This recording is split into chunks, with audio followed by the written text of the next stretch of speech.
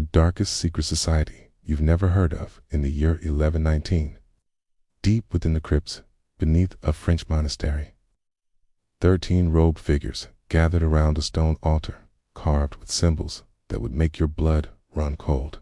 Okay, what they were about to perform wasn't just heresy. It was something so forbidden that even mentioning it could get you burned alive. Kings bowed to the Pope. Knowledge is locked away in monasteries, and 99% of people can't even read. But hidden in the shadows, a network of scholars, alchemists, and mystics were preserving something the church desperately wanted to destroy, the ancient knowledge of the pre-Christian world. Tonight, I'm going to reveal the darkest secret society that existed centuries before the Freemasons, before the Illuminati, before anyone even knew what a conspiracy was. And by the end of this story, you'll understand why the Catholic Church spent 300 years trying to erase every trace of their existence. They had 3 levels of initiation: the seekers who gathered information, the adepts who performed the rituals, and the inner circle who controlled everything from the shadows. Each member knew only what they needed to know, making the organization nearly impossible to infiltrate. 13 members would gather at the stroke of midnight, each representing a different aspect of forbidden wisdom. They would inscribe a massive circle using a mixture of mercury, powdered gemstones, and according to their enemy's human blood.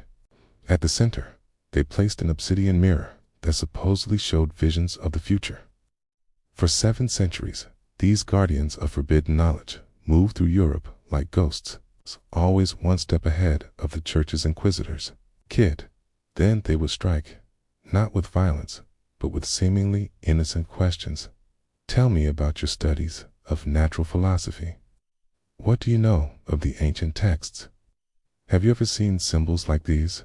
Each question was designed to make the suspect reveal just a little more until they had enough to justify a formal arrest. They believed they were preparing for something called the Great Unveiling, a moment when all hidden knowledge would be revealed to humanity at once. Under interrogation, Marcus revealed the location of a major gathering scheduled for the winter solstice. Within months of the massacre, strange reports began filtering in from across Europe. The geometric principles that would later influence Gothic architecture, the mathematical concepts that would enable navigation to the New World, the philosophical ideas that would spark the scientific revolution, all of it can be traced back to texts that the Custodes Arcanum preserved. Their symbols, their degrees of initiation, their emphasis on sacred geometries, all remarkably similar to what we know about the Custodes Arcanum. Coincidence? Or did some of that forbidden knowledge survive the purges and go underground, waiting for the right moment to resurface? Steam engines, optical lenses, even something that looks remarkably like a primitive computer. How did medieval mystics possess knowledge that would take humanity centuries to rediscover? Did they manage to establish a permanent connection between our world and that source of forbidden knowledge? The sudden acceleration of human progress after 1143, the mysterious appearance of advanced concepts in medieval texts, the continuing influence of their symbols and practices, all point to one terrifying possibility. It lives on in sacred geometries, carved into cathedral walls, in the mysterious symbols that appear in medieval manuscripts, in the philosophical traditions that shaped the modern world. And if you know what to look for, you can still find traces of their influence everywhere. Are you prepared to look beyond the official histories and discover what the Custodes Arcanum died protecting? The only question is, will you be one of the seekers, or will you remain content with the comfortable lies that keep most people sleeping?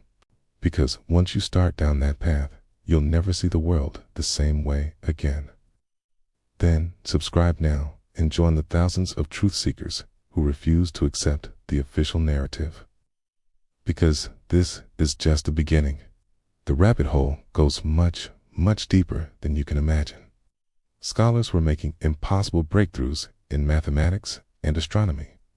Artists were creating works of unprecedented beauty and complexity. Okay. Every time a scientist makes a breakthrough that seems to come from nowhere, every time an artist creates something that feels divinely inspired, every time someone discovers a truth that feels like remembering rather than learning, maybe we're experiencing echoes of that ritual performed in the catacombs beneath St. Denis. What if the Custodes Arcanum weren't just preserving ancient knowledge? What if they were receiving information from somewhere else entirely? The obsidian mirror, the geometric rituals, the emphasis on opening doorways to other realms, it all suggests they might have been in contact with something or someone beyond our normal understanding. It was as if the knowledge the Custodes had died protecting was somehow spreading on its own. They thought their ritual that night would complete a working that had been building for centuries. 47 members of the society gathered in the catacombs beneath St. Denis, believing they were about to witness the transformation of human consciousness forever. When the Knights Templar were established in 1119, the same year, the Custodes were unified under the magisterium of their practices bore striking similarities to the older society. They paid the ultimate price to preserve truths that the powerful wanted to suppress. And in their sacrifice, they ensured that those truths would never truly die.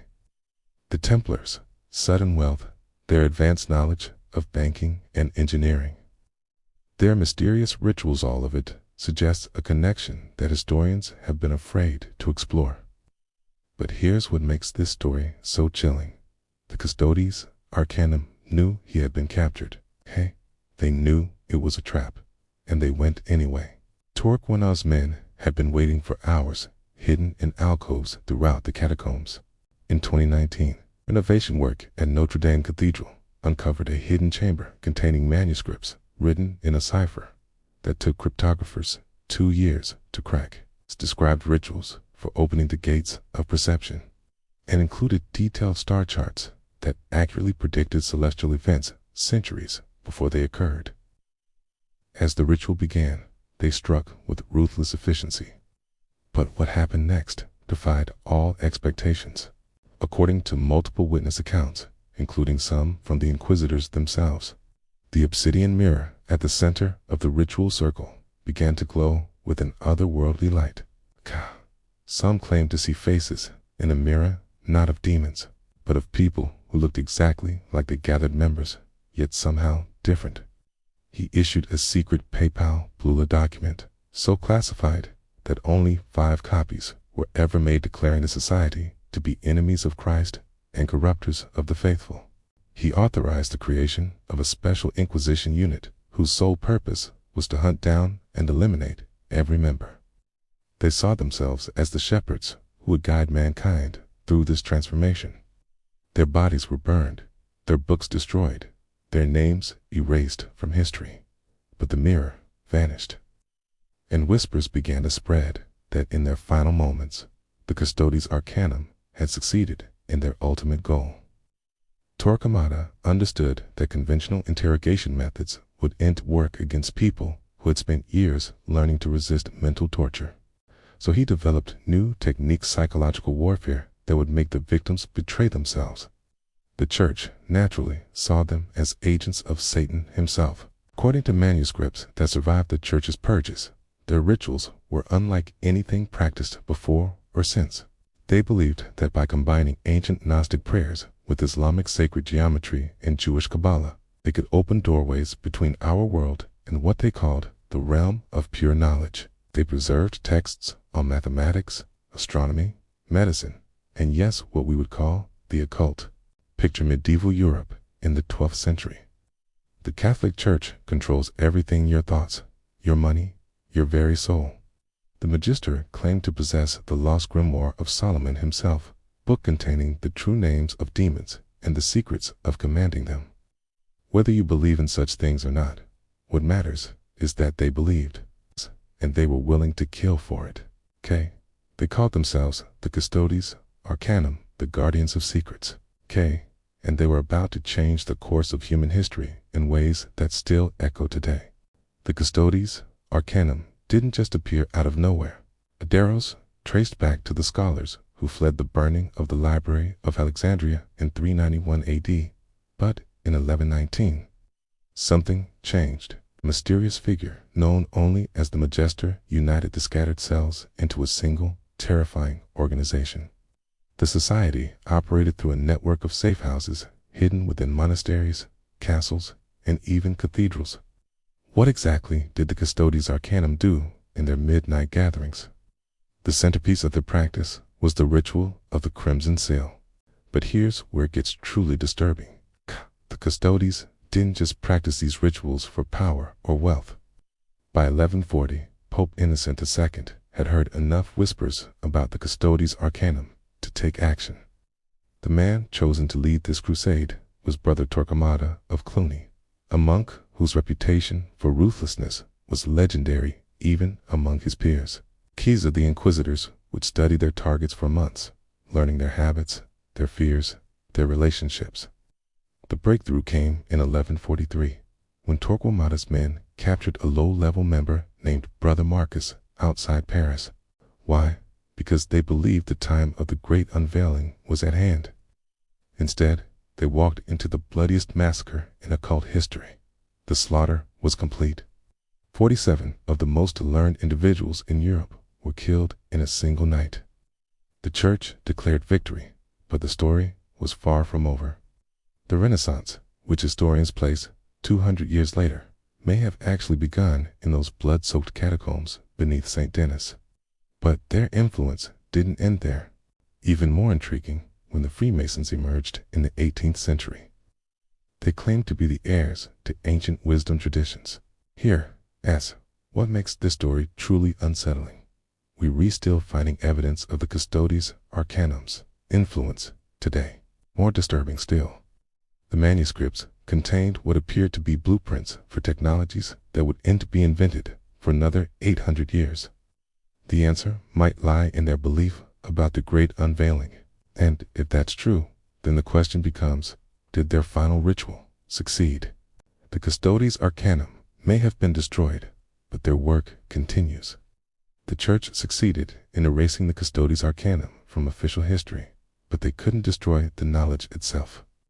The next time you see a pentagram, a compass and square, or geometric patterns in ancient architecture, remember, you're re-looking at the legacy of 13 robed figures who believed that knowledge was worth dying for. The question is, are you ready to seek out that knowledge for yourself? The secrets are still there, waiting for those brave enough to find them. If this story has awakened something in you, if you're ready to dive deeper into the hidden histories that shaped our world,